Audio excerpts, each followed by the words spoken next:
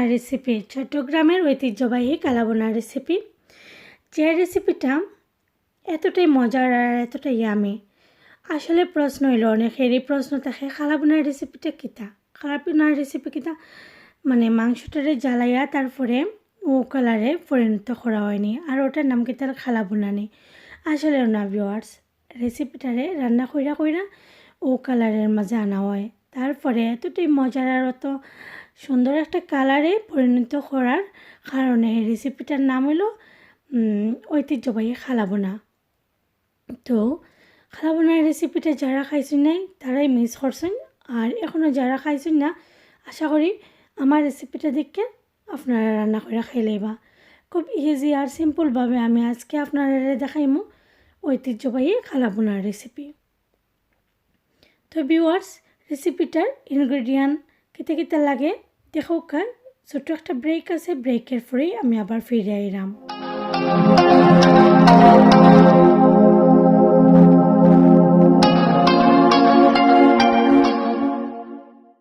মজাদার কালাবোনার রেসিপি রান্না করতে যে ইনগ্রেডিয়েন্টগুলো লাগে দেখো ভিউয়ার্স, আমি কেতে কেতে নিছি কেন। আমি প্রথমেই একটা ভাটির মাঝে হাড় সহ গরুর মাংস 1 কেজি নিছি, নিয়ে সুন্দর করে ধুইয়া রাখছি। তারপরে একটা হাঁড়ির মাঝে আমি লইলাম মাংসগুলারে। তো আপনারা খাসির মাংস দিয়ে ওইটা রেডি করতে পারেন, বাট গরুর মাংস দিয়ে অনেক মজা। তারপরে আমি 2টা বড় পেঁয়াজ রে কুচি করে নিছি, আর আমি দিব সবগুলো স্পাইস। তো স্পাইসের মাঝে হলুদ পাউডার, মরিচের পাউডার, ধনিয়া পাউডার, কারি পাউডার, জিরা পাউডার।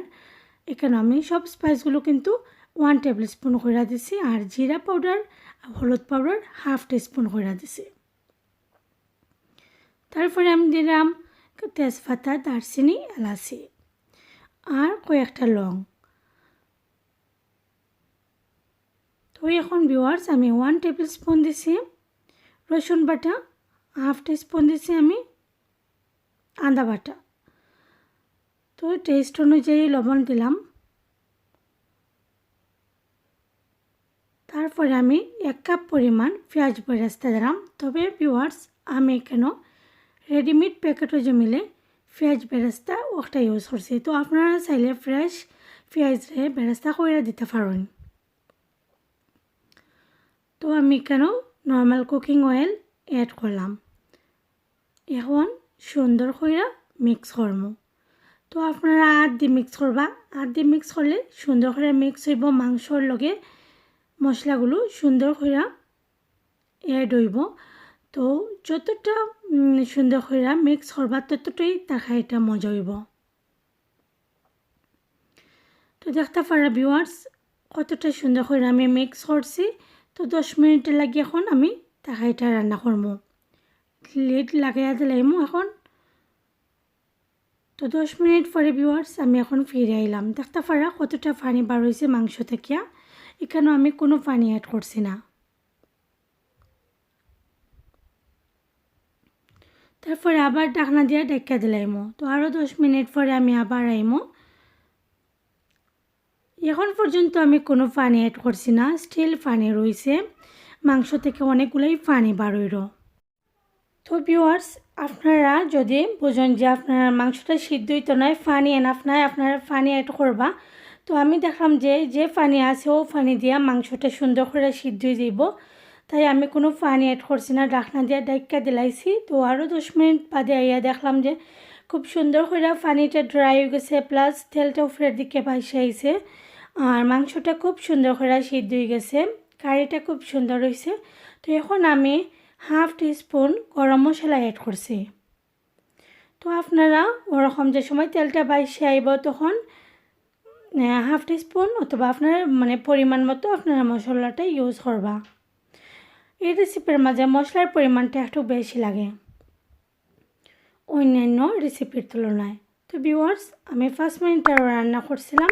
ওই একটা ফ্রাই প্যান নিচে নিয়ে আমি আমার পরিমাণ মতো তেল দিছি। তো আপনারা চাইলে কেন সরিষার তেল ইউজ করবা ভিউয়ার্স, আমি নর্মাল কুকিং অয়েল ইউজ করে লইছি, আপনারা সরিষার তেলটা ইউজ করবা, অনেক মজা হয়।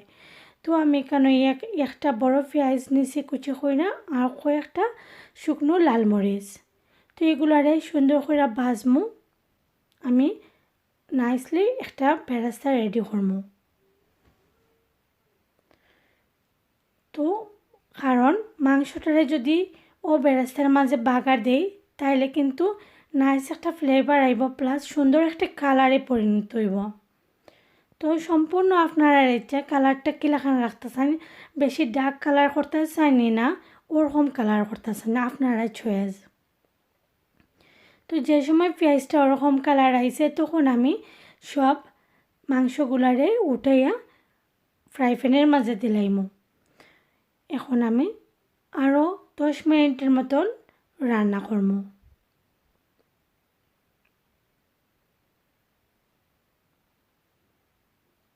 তো ভিউয়ার্স দেখতে পারা 10 মিনিটের মতন ও ফ্রাই প্যানের মাঝে আমি রান্না করলাম আমার কাছে ও কালারটা বেশি ভালো লাগে একদম খালা কালার আমার কাছে ভালো লাগে না তো আপনারা যদি চান আরও কালার করতে চান আরও খালা করতে চান তাহলে আরও তোরা বাজবা আরও 5-10 মিনিট বাজবা দেখতে পারা কালারটা কিলাখান আইছে আমার কাছে ও কালারটা পারফেক্ট লাগে আমার কাছে খুব ভালো লাগে তো আমি ও কালারটা রাখছি এখন আমি সার্ভ করলাম